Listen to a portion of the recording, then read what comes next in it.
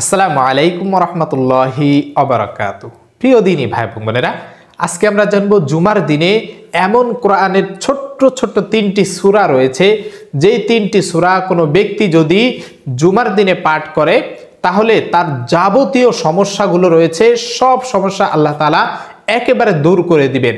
সমস্যাগুলো এমন হতে পারে যে আপনি পাহাড় পরিমাণ ঋণে জর্জরিত রয়েছেন, আপনার সংসারে অভাব অনটন দেখা দিচ্ছে, আপনার ঘরে অশান্তি লেগেই থাকে সব সময়, এবং আপনার ঘরে সব সময় অসুখ বিসুখ বা রোগাক্রান্ত ব্যক্তি লেগেই থাকে, রোগ থাকেই সবার। একজন সুস্থ হয় আরেকজনের রোগ হচ্ছে, আবার একজন সুস্থ আরেকজনের রোগ হচ্ছে, এমন থাকে। বা আপনি যাবতীয় সমস্যার ভিতরে রয়েছেন, ঋণগ্রস্ত রয়েছেন পাহাড় পরিমাণ, যা কিছুই হোক না কেন, জুমার দিনে এমন ছোট্ট একটা কোরআনী আমল রয়েছে যে আমলের বদৌলতে আল্লাহ তাআলা আপনার এই সব সমস্যা সমাধান করে দিবেন, আপনার মনের আশাগুলো পূরণ করবেন, আপনার যাবতীয় হাজতগুলো রয়েছে এই হাজতগুলো পূরণ করবেন। প্রিয় দিনী ভাই এবং বোনেরা, আল্লাহ তাআলা বান্দাকে এমন সুযোগ করে দিয়েছেন, বান্দা তোমাকে এই ছোট ছোট আমলের নির্দেশনা দিলাম, তুমি এই ছোট ছোট আমলগুলো করো আর আমার কাছে সাহায্য চাও, আমার কাছে সাহায্য চাও, আমি তোমার এই যাবতীয় সমস্যাগুলো রয়েছে এই সমস্যাগুলো দূর করে দিব।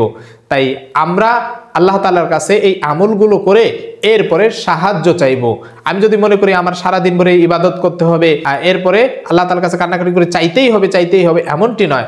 আপনি ফরজ ইবাদতগুলো ঠিক মতো করবেন, সারাদিন আপনাকে মসজিদে বসে থাকতে বলা হয়নি, আপনি 5 ওয়াক্ত নামাজ ঠিক মতো আদায় করবেন, আপনি সুন্নতগুলো আদায় করবেন, ওয়াজিবগুলো আদায় করবেন, পাশাপাশি নফল ইবাদতগুলোর দিকে মনোনিবেশ থাকবেন। তাহলে দেখবেন যে ইনশাআল্লাহ আল্লাহ তাআলা এই অল্প আমলও যদি করেন, এর বিনিময়ে আল্লাহ তাআলা আপনার দোয়া কবুল করবেন। আর এই কারণেই প্রিয় নবী সাল্লাল্লাহু আলাইহি সাল্লাম কিন্তু বলেছেন, আখলিস দীনাকা ইয়াকফিকাল আমালুল কলিল, তোমার ঈমানটাকে আগে খাঁটি করো।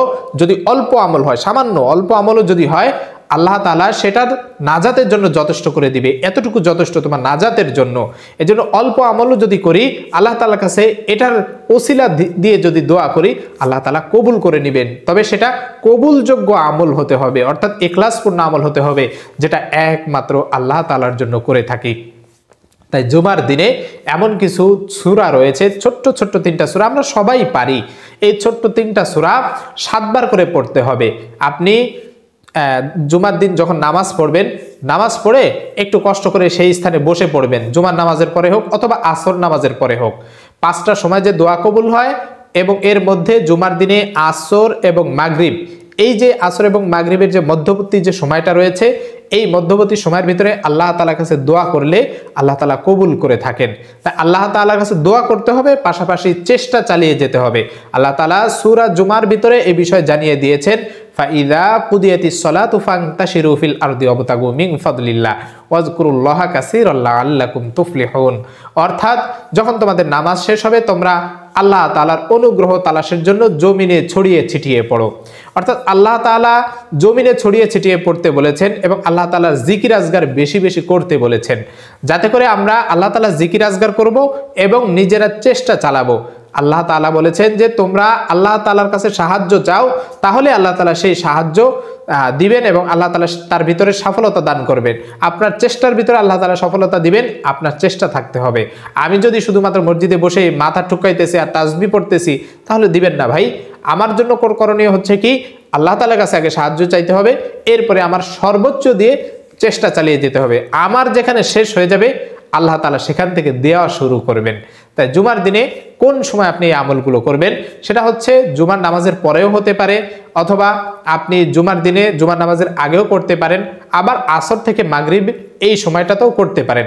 কারণ বলা হয়েছে যে 5টা সময় যে দোয়া কবুল হয়, তার ভিতরে রমজান মাসে রোজা রাখা অবস্থায় কেউ দোয়া করলে আল্লাহ তাআলা কবুল করেন, এরপরে 5 ওয়াক্ত ফরজ নামাজের পরে দোয়া করলে আল্লাহ তাআলা কবুল করেন, তাহাজ্জুদ নামাজের পরে দোয়া করলে আল্লাহ তাআলা কবুল করেন, এরপরে সেজদারত অবস্থায় কেউ দোয়া করলে সেই অবস্থায় আল্লাহ দোয়া কবুল করেন, এবং জুমার দিনে আসর থেকে মাগরিবের মধ্যবর্তী যে সময়টা রয়েছে, এই সময় দোয়া করলে আল্লাহ তাআলা কবুল করেন। তাই আমরা বেছে নিব জুমার দিনে আসর থেকে মাগরিব এই সময়টাতে বেশি বেশি করে এই আমলটা করব। সেই আমলটা হচ্ছে কি, কোরআন থেকে আপনি 3টা সূরা নেবেন, এত সহজ 3টা সূরা, সেটা হচ্ছে সূরা ইখলাস, সূরা ফালাক, সূরা নাস। অর্থাৎ শেষের যে একেবারে 3টা সূরা রয়েছে, বিসমিল্লাহির রহমানির রহিম, কুল হুয়াল্লাহু আহাদ, আল্লাহুস সামাদ, লাম ইয়ালিদ ওয়া লাম ইউলাদ ওয়া লাম ইয়াকুল লাহু কুফুয়ান আহাদ। এই যে সূরা ইখলাস, এটা হচ্ছে 7 বার। এরপরে 2 নম্বর সূরা হচ্ছে সূরা ফালাক, বিসমিল্লাহির রহমানির রহিম, কুল আউযু বিরাব্বিল ফালাক, মিন শাররি মা খালাক, ওয়া মিন শাররি গাসিকিন ইযা ওয়াকাব, ওয়া মিন শাররি নাফাসাতি ফিল উকাদ, ওয়া মিন শাররি হাসিদিন ইযা হাসাদ।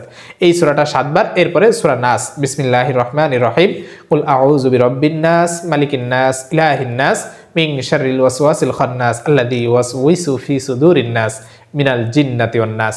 এই যে 3টা যে সূরা রয়েছে, এই 3টা সূরা আপনি 7 বার করে আসর থেকে মাগরিব এর ভিতরেও পড়তে পারেন। এরপরে আরো একটা আমল শিখিয়ে দেই, যেটা প্রিয় নবী সাল্লাল্লাহু আলাইহি ওয়াসাল্লাম সাহাবাদেরকে শিখিয়েছেন, যে আপনার মৃত্যু পর্যন্ত রিজিকের অভাব হবে না, খাবারের অভাব হবে না। আপনি খাবারের জন্য কারো কাছে দাঁড়ে দাঁড়ে হাত পাততে হবে, কারো কাছে সাহায্য চাইতে হবে, ঋণ চাইতে হবে, আপনার এটা করতে হবে না। আপনাকে আল্লাহ তাআলা মৃত্যু পর্যন্ত রিজিক দিবেনই দিবেন। অর্থাৎ আল্লাহ তাআলা সবাইকেই তো রিজিক দেন, কারো মানুষের কাছে হাত পেতে বা কারো নিজের পরিশ্রমের মাধ্যমে। তাই আপনার কারো কাছে অসম্মানী হতে হবে না, সম্মানের সাথে আল্লাহ তাআলা আপনার রিজিক ঘরে পৌঁছে দিবে, আপনি শুধু পরিশ্রম করবেন। আর এটার জন্য ছোট্ট একটা আমল রয়েছে, সেটা হচ্ছে আপনি যখন মাগরিবের নামাজের পর যখন অবসর থাকবেন, মাগরিবের পরে সূরা ওয়াকিয়া তিলাওয়াত করবেন প্রত্যেকটা দিন।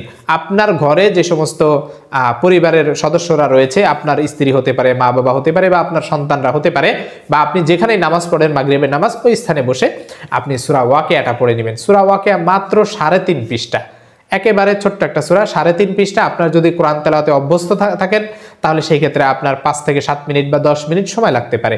এই 10 মিনিট সময়ের জন্য যদি আপনার একেবারে মৃত্যু পর্যন্ত রিজিকের ব্যবস্থা আল্লাহ তাআলা করে দেন, এর থেকে উত্তম আর কি হতে পারে। তাই আপনার করণীয় হচ্ছে প্রত্যেকটা দিন মাগরিবের নামাজের পরে সূরা ওয়াকিয়া তিলাওয়াত করবেন। এরপরে যদি আপনার ঋণ থাকে, আপনি যদি পাহাড় পরিমাণ ঋণগ্রস্ত থাকেন, তাহলে এই ঋণের জন্য এই দোয়াটা বেশি বেশি পড়বেন। দিনের যে কোনো সময় পড়তে পারেন। আপনার এই দোয়াটা পড়ার জন্য ওযু লাগবে এমনটি নয়, আপনি হাঁটাচলা করতেছেন, এই সময় আপনি এই ছোট্ট দোয়াটা পড়বেন, আল্লাহুম্মা কফিনি বিহালালিকা আন হারামিক ওয়া আগনিনি বিফাদলিকা আম্মান সিওয়াক। আবারও বলছি, আল্লাহুম্মা কফিনি বিহালালিকা আন হারামিক ওয়া আগনিনি বিফাদলিকা আম্মান সিওয়াক। এই দোয়াটা আপনি যত বেশি পারেন পড়বেন। এই দোয়াটার বিষয়ে বিস্তারিত আমরা আগে ভিডিওতে বলে দিয়েছি, আপনি চাইলে সেই ভিডিওটি দেখে নিতে পারেন। প্রিয় দিনী ভাই এবং বোনেরা, এই ভিডিওটি যদি ভালো লেগে থাকে তাহলে অবশ্যই চ্যানেলটি সাবস্ক্রাইব করে দিবেন, যাতে করে আমরা যে পরবর্তীতে আমলের ভিডিওগুলো আপলোড করব, সেই ভিডিওগুলো সবার আগে আপনার কাছে পৌঁছে যায়। এবং ভিডিওটা শেয়ার করে দিবেন, আপনার মাধ্যমে অন্যরাও যাতে এই আমলটা দেখে আমল করতে পারে এবং সেই সমপরিমাণ নেকি আপনিও অর্জন করতে পারেন। আল্লাহ তাআলা আমাদের সকলকে এই আমলটা জুমার দিনে বেশি বেশি করে করার তৌফিক দান করুন। আমিন ওয়া আখিরু দাওয়ানা আলহামদুলিল্লাহি রাব্বিল আলামিন। আসসালামু আলাইকুম ওয়া রাহমাতুল্লাহি ওয়া বারাকাতুহু।